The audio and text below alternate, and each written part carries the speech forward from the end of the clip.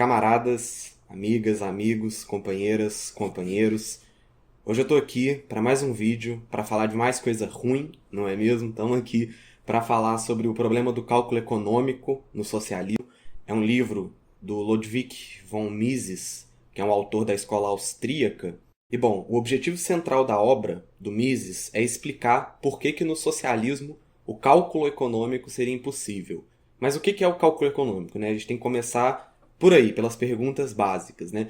O cálculo econômico, ele é uma suposta ferramenta que os donos dos meios de produção, de acordo com Mises, utilizam para racionalmente distribuir os recursos no mercado. A base teórica que Mises utiliza é do autor Bombaverk, que é um dos fundadores do pensamento da escola austríaca.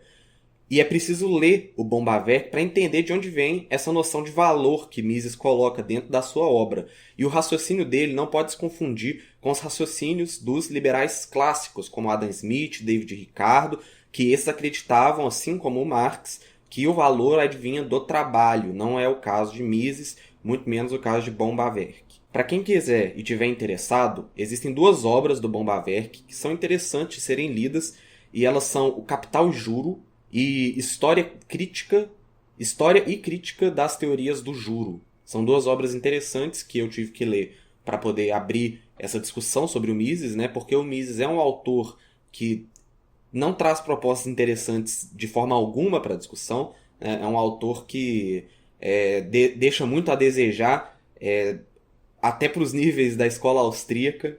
Então eu tive que ir na fonte, busquei ler Bombaverk, achei interessante essas duas obras. Para quem tiver interessado ou interessada, é só dar uma procurada. Eu vou ver se eu acho o link, coloco na descrição. Se eu não achar, vai estar na referência bibliográfica qual é o nome para vocês olharem direitinho, beleza? Então vamos para o assunto do vídeo. Qual que é a problemática que existe dentro do livro do Mises? É o seguinte: primeiro, a gente precisa fazer alguns esclarecimentos sobre o capitalismo e sobre a organização da produção e da reprodução das mercadorias dentro do capitalismo. Esse sistema ele trabalha com uma nova forma de organização dessa produção e dessa reprodução, no seguinte sentido: nova forma como? Dentro de uma empresa capitalista, existe uma racionalidade produtiva extensiva, né? Durante o processo de produção, a racionalidade, a ciência, né, a hierarquia, a tecnologia, tudo são usados a todo momento, de maneira extensiva dentro do local de produção. No entanto, na esfera de circulação da mercadoria, essa lógica se inverte. Quando os produtos são lançados no mercado, eles atuam sobre a chamada impessoalidade irracional do mercado. O que isso quer dizer? Várias diferentes frentes de trabalho, várias diferentes empresas, que a gente pode colocar assim, né, lançam mercadorias nesse mercado sem racionalidade ou planejamento efetivo. O máximo que acontece, e aí é importante a gente falar disso, o máximo que acontece é uma observação empírica, uma observação das leis impessoais que atuam dentro do mercado.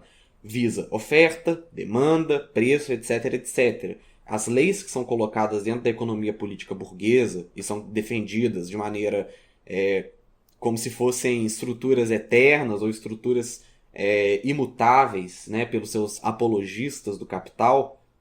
Essas estruturas, elas não são mais do que observadas de maneira empírica pelos administradores e pelos donos do meio de produção, que lançam as mercadorias dentro desse cenário, dentro dessa esfera de circulação, de maneira irracional, de maneira contrária ao que eles propõem dentro da esfera de produção dessas mercadorias, que é a racionalidade, que é a hierarquia, né? Que são essas estruturas da teoria da firma, né? E por esse mesmo motivo, a tendência que já observa Marx e Lenin desenvolve, depois várias autoras e autores marxistas consolidam ainda mais essa noção, está correta, que é a noção de que dentro do capitalismo a tendência ao monopólio é uma tendência real, a tendência à monopolização tanto da esfera produtiva quanto da esfera da circulação. Por quê? O monopólio ele controla não apenas essa esfera de produção, né, conseguindo angariar cada vez maiores taxas de mais valor e taxas de lucro, né, tiradas do mais valor e tiradas do capital adiantado.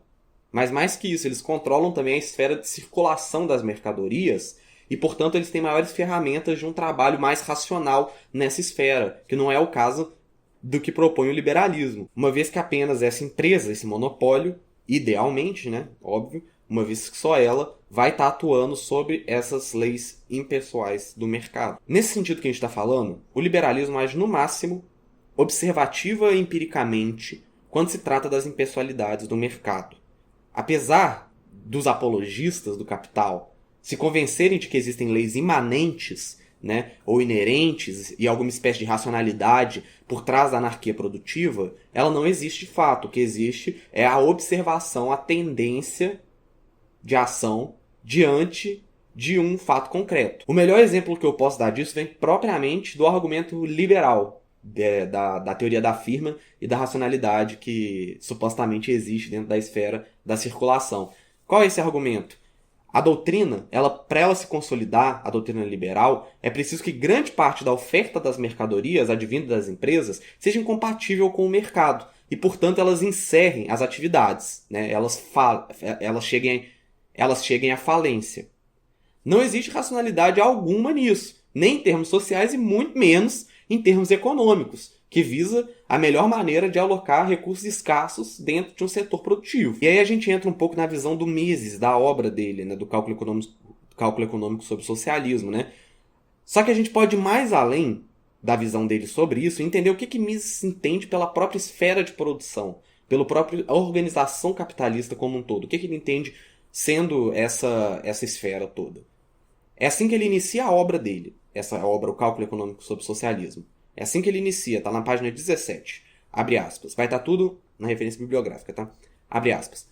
No capitalismo, o dono dos bens de produção, que é quem manufaturou os bens de consumo e por isso se tornou proprietário deles, teria a opção de ele próprio consumir esses bens de consumo ou deixar que terceiros o façam.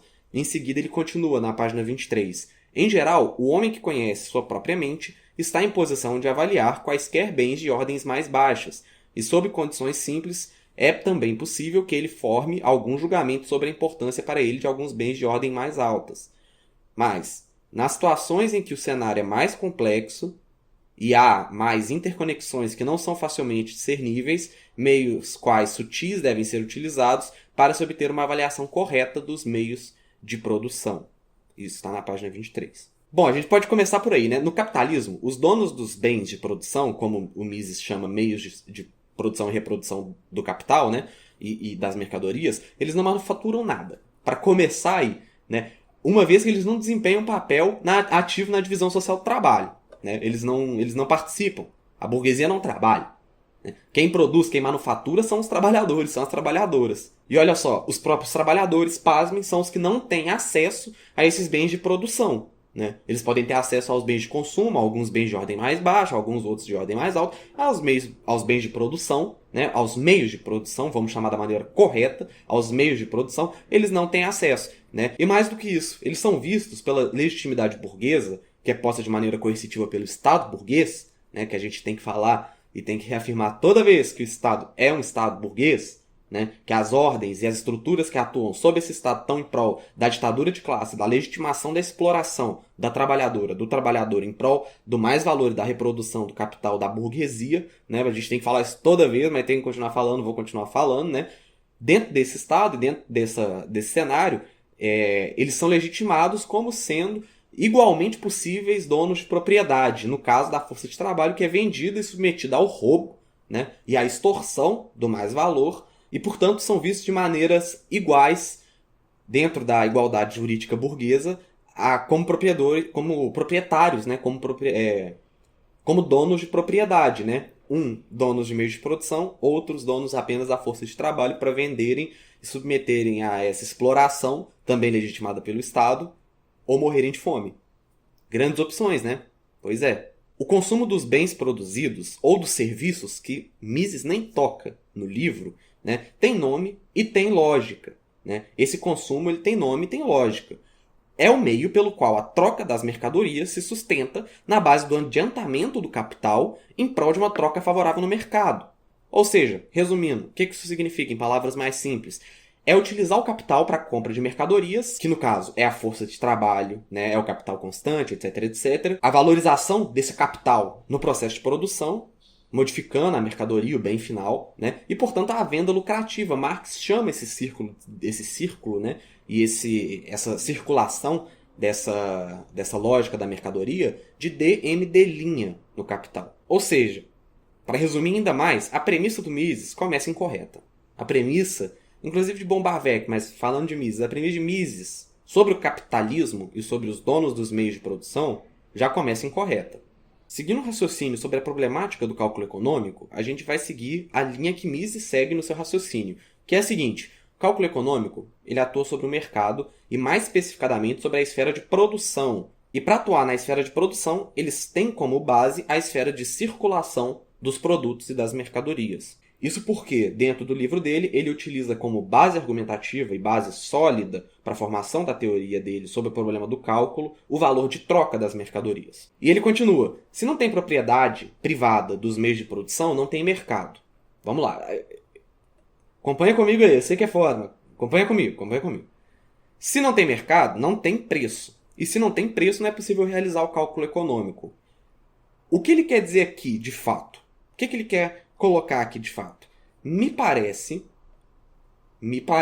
que é um círculo argumentativo retórico, bem retórico, onde Mises propõe o capitalismo e suas leis elementares e as leis impessoais que atuam sobre ele para provar que o capitalismo é necessário.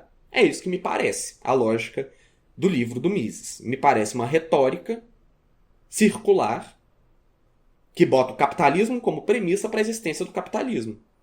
Ou seja, é igualar 2 a 2. Não quer dizer nada. A única coisa que a gente pode tirar desse livro e avaliar como um apontamento para o socialismo, de fato, é a lógica de que não existe e não seria possível existir um socialismo de mercado. E essa premissa ela está correta. Não pode existir um socialismo que se configure sobre as leis impessoais do capitalismo. Isso é óbvio. As estruturas basilares da sociedade precisam ser alteradas de maneira radical para a gente mudar a lógica que age sobre os indivíduos. Isso é natural, é óbvio. O que pode existir, e existe, como na China, por exemplo, é o pós-capitalismo, que caminha ou não, eu não vou entrar nesse debate aqui, não estou aqui para causar discórdia entre camaradas, estou aqui para falar sobre o cálculo econômico no socialismo do Mises, então não vou entrar nesse debate aqui, mas é fato que um país pós-capitalista caminha ou não para o socialismo, mas que ainda opera, sob alguma medida, na lógica do capital. Outra passagem importante mostra o erro teórico que Mises coloca sobre o valor. Eu vou abrir aspas aqui. Está na página 38. Ok? Vamos lá. Abre aspas. Para julgarmos a visão de Marx, nem é preciso averiguarmos se existe alguma medida fisiológica uniforme para todo trabalho humano, seja ela física ou mental. Pois é certo que existe entre os homens graus variáveis de capacidades e destreza, o que faz com que os produtos do trabalho tenham qualidades diversas. Ao decidirmos se é válido fazer cálculos em termos de trabalho, o que deve ser verificado é se é possível ou não colocar diferentes tipos de trabalho sob o mesmo denominador comum, sem que os consumidores façam qualquer valoração dos produtos gerados por cada trabalho. Então vamos lá, qual que é o problema que existe dentro da concepção de valor do Mises? O valor de troca que Mises coloca como a problemática do cálculo econômico, é a problemática central do livro, é uma representação fetichizada do valor da mercadoria, posta na esfera de circulação. Ao contrário do que Mises coloca e afirma nesse livro dele, o valor de um produto ele não é colocado e não é apresentado na esfera de circulação da mercadoria. Ao contrário, a forma mercadoria é apenas uma representação do valor. É apenas a forma com que essa mercadoria pode ser, dentro do tempo e do espaço, tempo histórico e espaço geográfico, apresentada e igualada a outras mercadorias. Muito ao contrário do que ele afirma, o valor vem na esfera de produção da mercadoria. O valor é definido antes da mercadoria tomar forma.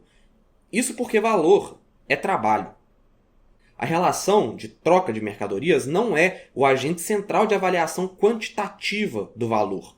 Ao contrário, de novo, é o trabalho socialmente inserido e socialmente dividido e médio, ok? A gente não está falando de indivíduos, igual o Mises gosta de tratar, a gente está falando do trabalho socialmente dividido e médio na esfera de produção, que determina o valor da mercadoria, que é posta na sua forma mercadoria dentro da esfera de circulação, de maneira fetichizada, já incluindo o adiantamento do capital, a valorização deste, e a esfera de exploração do mais-valor.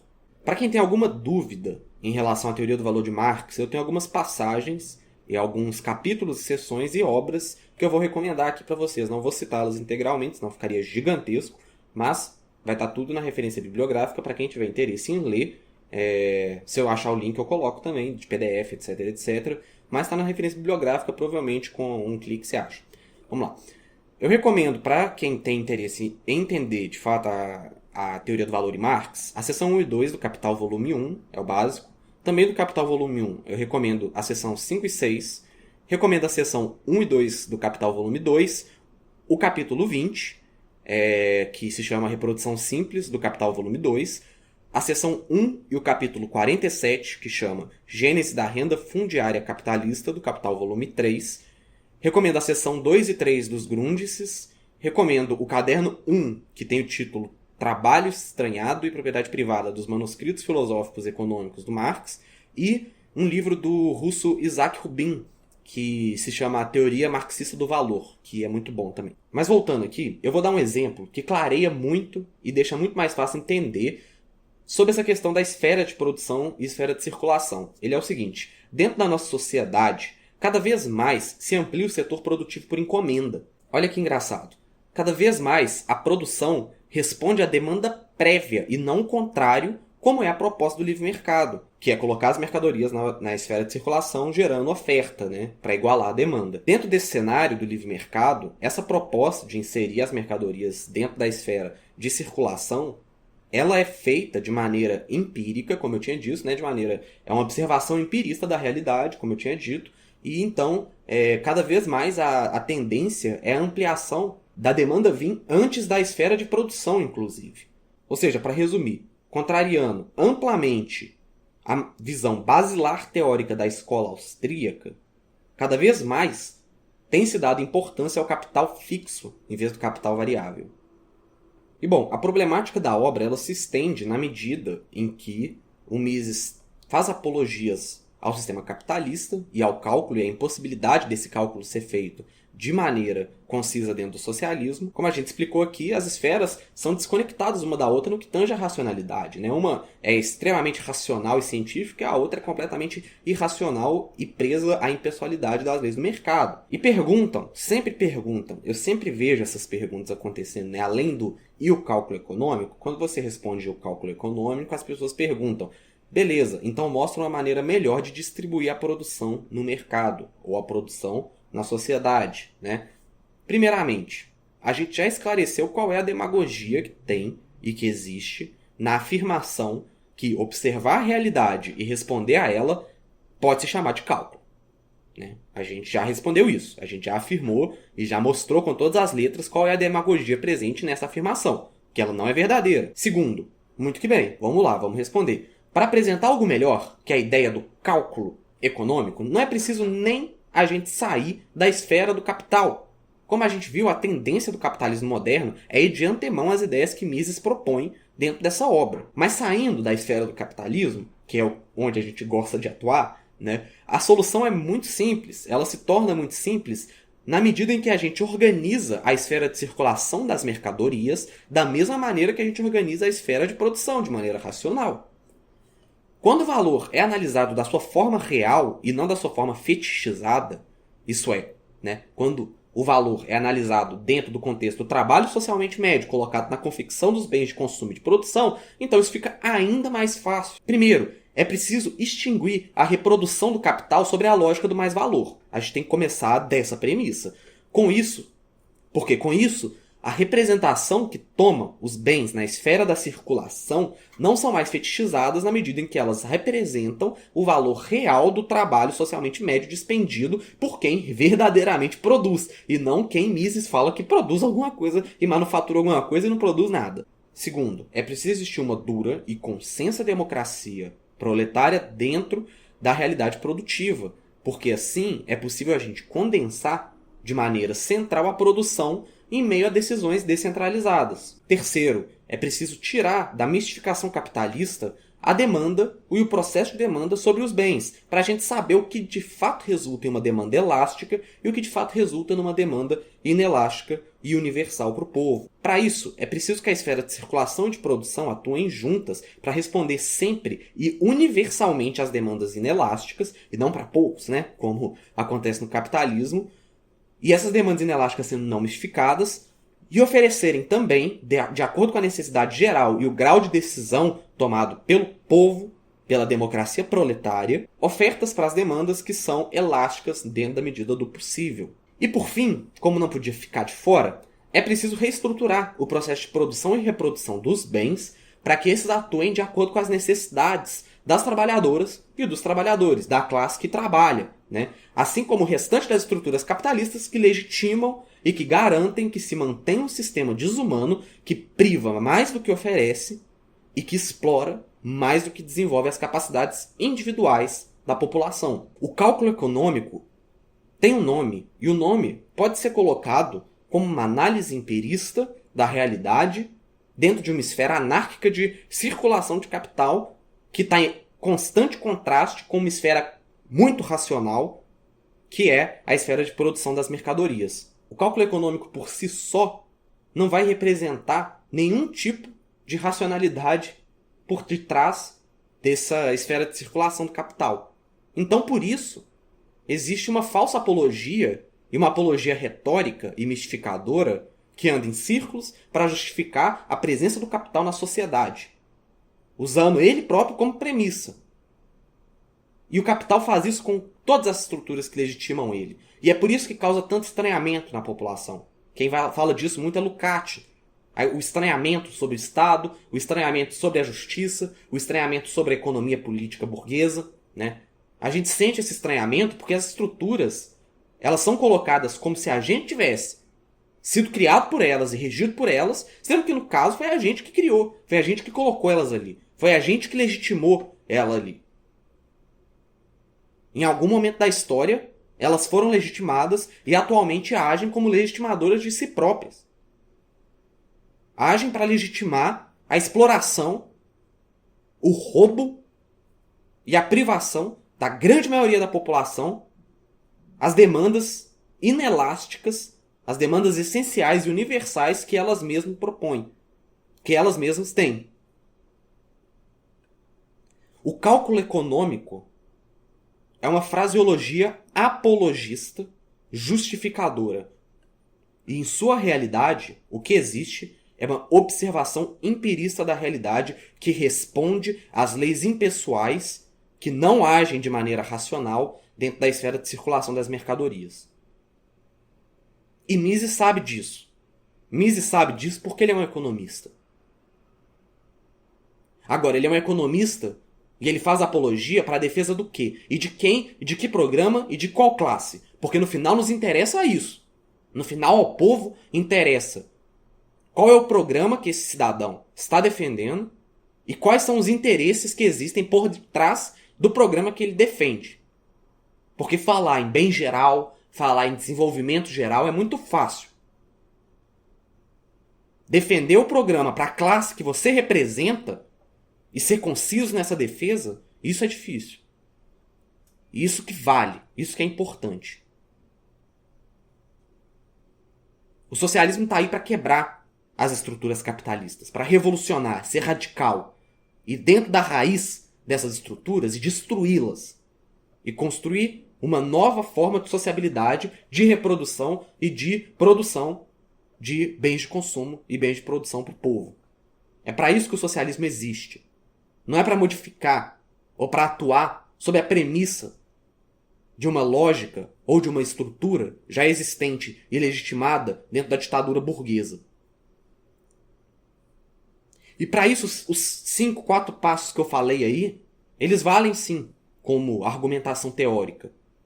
Só que a realidade é que a argumentação teórica não precisa mais do que a frase simples e concisa, que é: precisamos de uma revolução socialista feita à base da força para destruir a burguesia, expropriá-la e colocar no lugar de sua ditadura de classe a ditadura do proletariado, a ditadura das trabalhadoras e dos trabalhadores e a reorganização do sistema produtivo e o sistema de sociabilidade dentro de outras lógicas de desenvolvimento histórico. Essa é a nossa tarefa. A desmistificação da lógica liberal, a desmistificação dos apologistas do capital é só o começo. Depois disso, vem a parte que realmente é difícil. Porque estudar, eu sento aqui, pego meus livros, estudo, tranquilo, respondo. O problema tá na gente dar o passo adiante, organizar nossas ações práticas do dia a dia, para podermos formar, dentro do limite que nos é imposto, sobre a nossa realidade específica, a revolução socialista, a revolução comunista, marxista, no Brasil e no mundo.